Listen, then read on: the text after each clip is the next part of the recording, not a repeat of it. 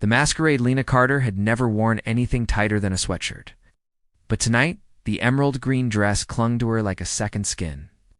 Her reflection in the bathroom mirror was a stranger's smoky eyes, lips stained wine red, hair cascading in loose waves. Her twin sister, Sophie, groaned from the bed, clutching a tissue. "You have to go, Len. Judge Voss only asks for me on Tuesdays, and if I show, Nina will fire me." Lena's stomach twisted. "I don't even know how to flirt. Just be quiet."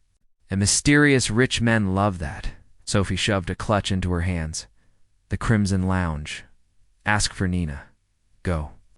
The club was a den of velvet and gold, the air thick with perfume and whispered deals. Lena's heels wobbled as Nina, razor-sharp woman in a black suit, scanned her. "You're late. Voss is in the Onyx suite. Don't mess this up." The elevator opened to a dimly lit penthouse.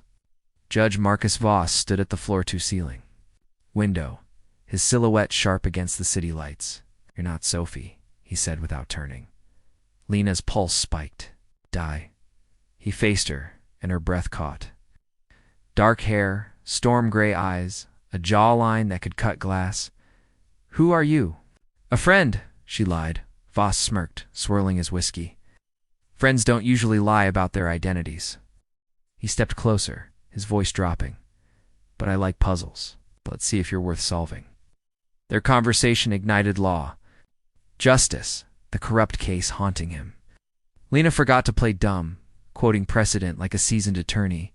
Voss's gaze darkened with fascination. "Who are you?" She didn't answer. His thumb brushed her wrist, sending sparks up her arm.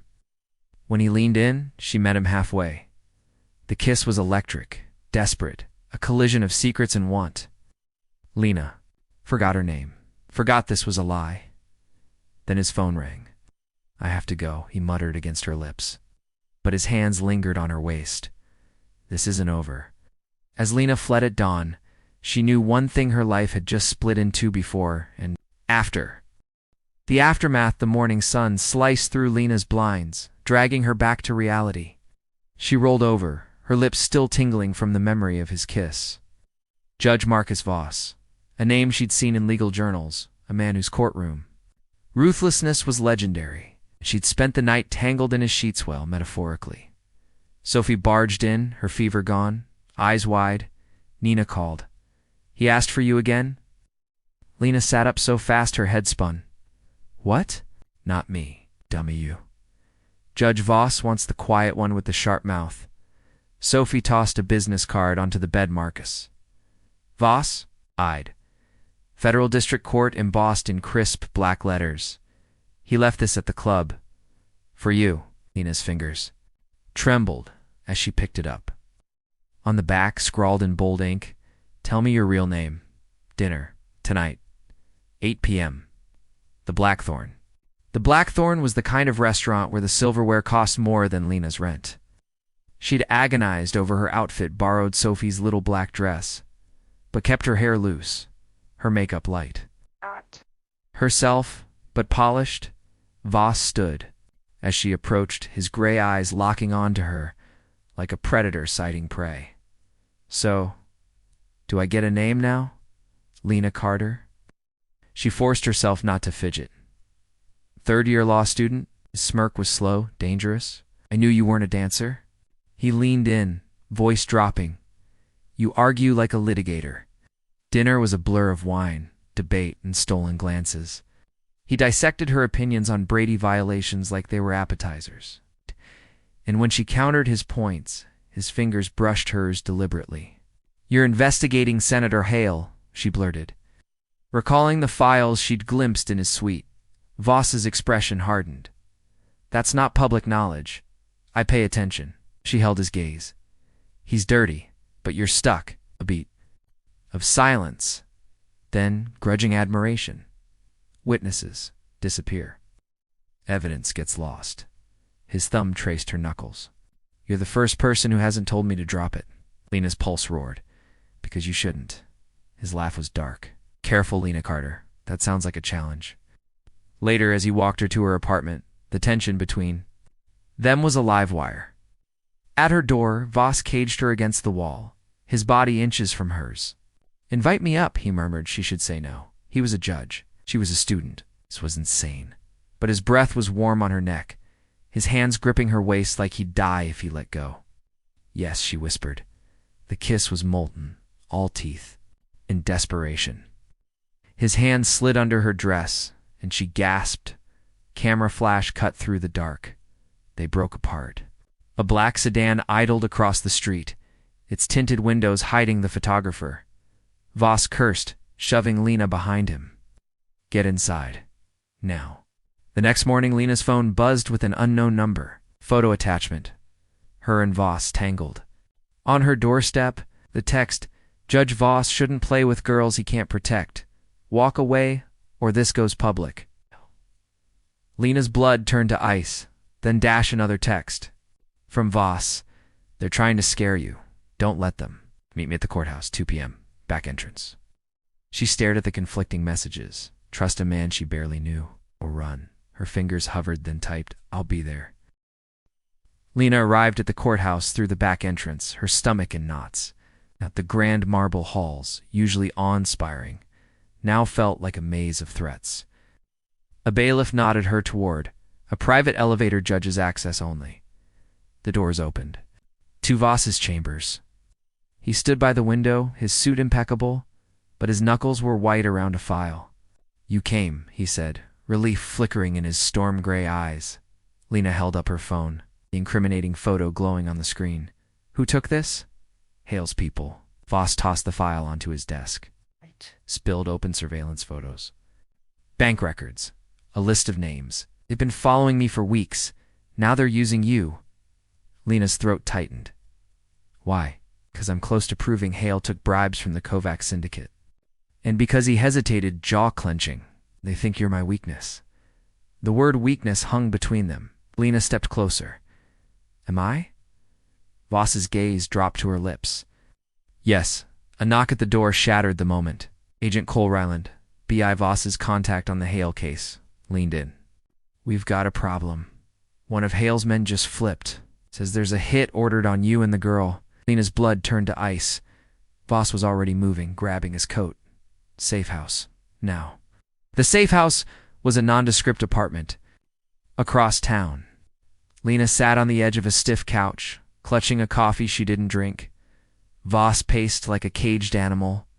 "They'll come for you," he said abruptly. "Not just to scare you, to hurt you, to get to me." Lena set the cup down.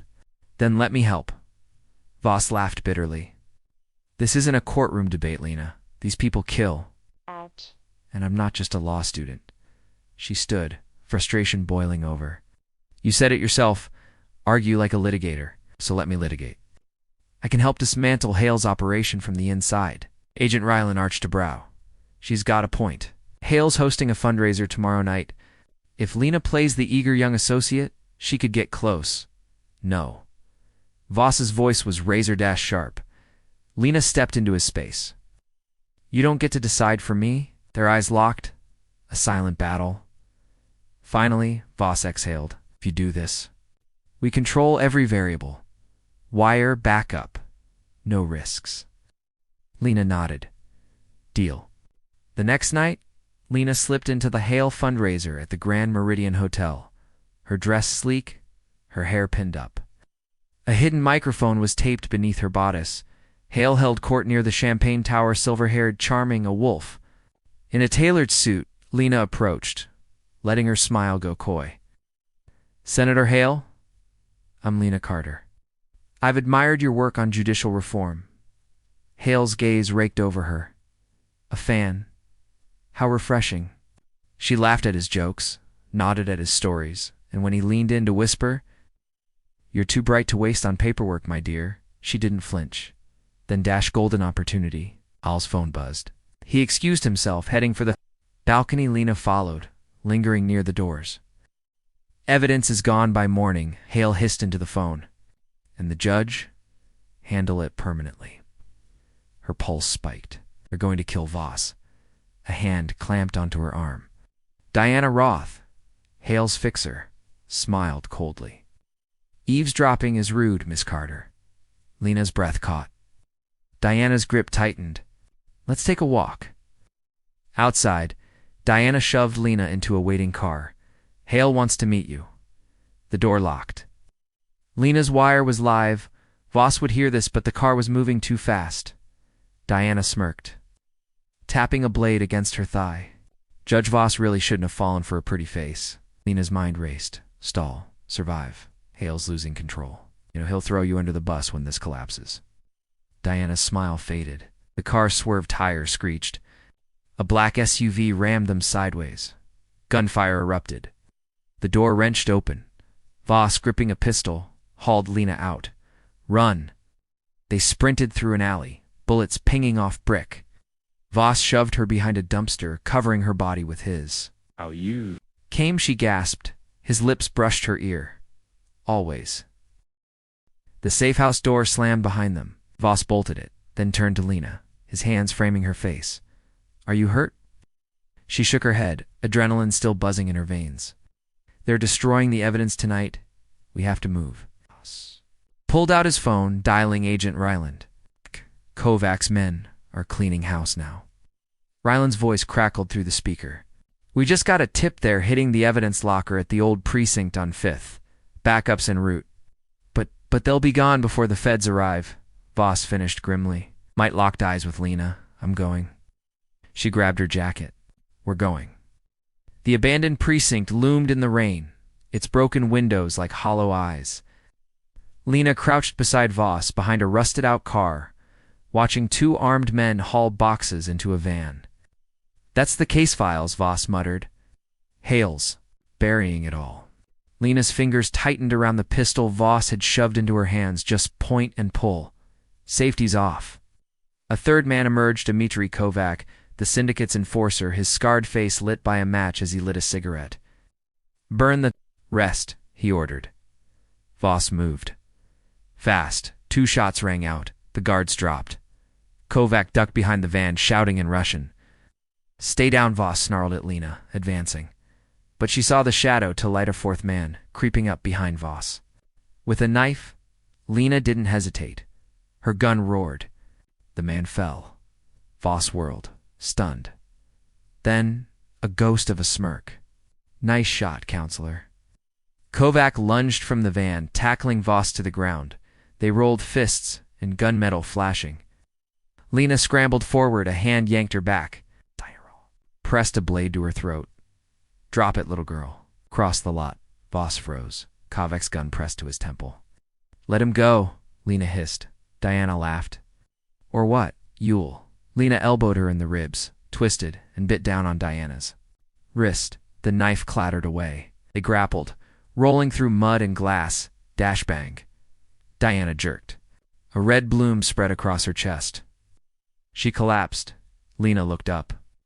Sophie stood in the alley, smoking, gun raised, her face pale but steady.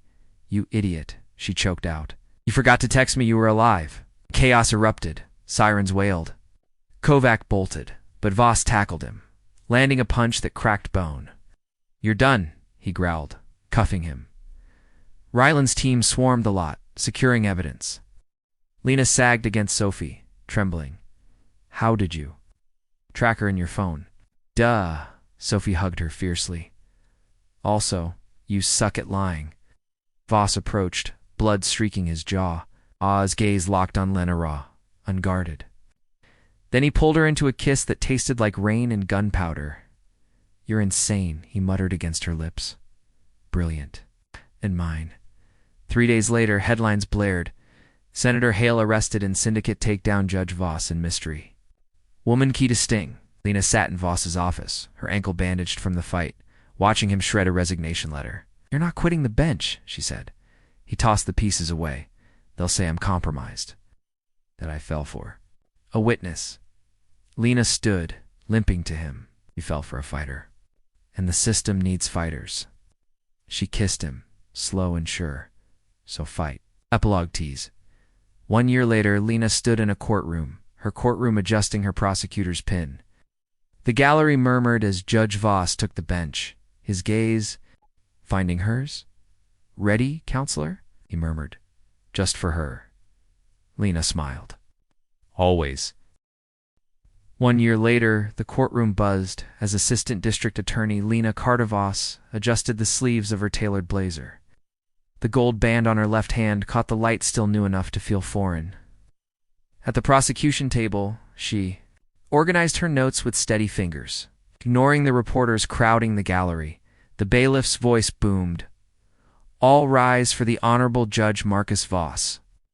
Her husband strode in, black robes sweeping behind him, his face an unreadable mask of judicial authority. When his gray eyes flicked to hers, just for a second, she saw the warmth beneath. "The people versus Kovac," he intoned. "Counselor, your opening statement." Lena stood, smooth and sure. This was where she belonged. 6 months earlier, the wedding had been a scandal. Judge Mary's star witness in high-profile corruption case, screamed the tabloids. The Ethics Review Board had grilled them for weeks. But the evidence was clear there. Relationship began after the Kovac takedown. Lena had never been an official witness. Voss had endured it all with clenched teeth, but Lena saw the fear beneath his fury. "They'll use you to get to me," he'd warned. She'd kissed him quiet. Let them try. Present day, the Kovac trial was the final thread, the syndicate's last stand. Dmitry Kovac glared from the defense table, his scarred face twitching as Lena laid out the evidence. Weapons trafficking, money laundering, 3 counts of conspiracy to commit murder. Then the defense attorney Garrick Lowe stood with a smirk. The defense calls Senator Victor Hale to the stand. A murmur swept the room. Hale.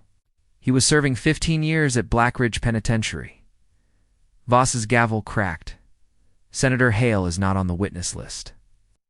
Lowe spread his hands. "Newly discovered evidence, Your Honor. The senator has testimony that proves my client was coerced into confession by none other than you." Lena's stomach dropped.